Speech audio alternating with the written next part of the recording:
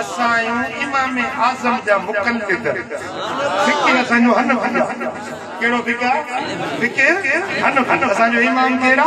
इमाम आज़म अबू हनीफ़ा इमाम अबू हनीफ़ा हिकिड़े ॾींहुं शागिर्दनि खे पढ़ाए पियो वेठो पढ़ाए छा पियो करे पढ़ाए पियो अॻियों किताब हुया शागिर्द अॻियों वेठा हुया इमाम आज़म पढ़ाए पियो हीअं दरी खुलियल हुजे कमरे जी दरी खुलियल हुजे ओचितो इमाम आज़म उथी बीठो शागिर्द ॾिठो अलाए छो साईं खे छा थियो उथी बीठो वरी वेठो वरी सबक़ पढ़ाइण शुरू कयो वरी सबक़ पढ़ाईंदे ओचितो वरी उथी बीठो वरी वेठो वरी सबक़ पढ़ाइण लॻो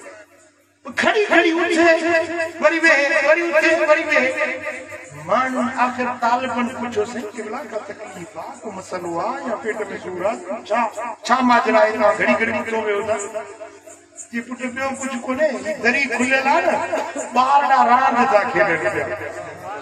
जी ॿार रांद था खेॾनि पिया उन्हनि ॿारनि में हिकिड़ो सैयद ज़ादो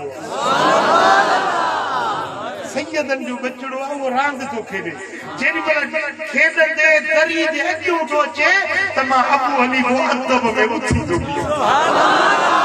वरी बचड़ो हलियो थो वञे वेही पढ़ायां थो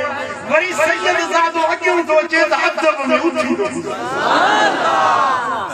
का ॻाल्हि सम्झो था जंहिंखे असां इमाम सम्झूं था न जंहिंजा असां पैरोकार था सलाहियूं उन हनफ़ी था सलाहियूं उन इमाम आज़म जो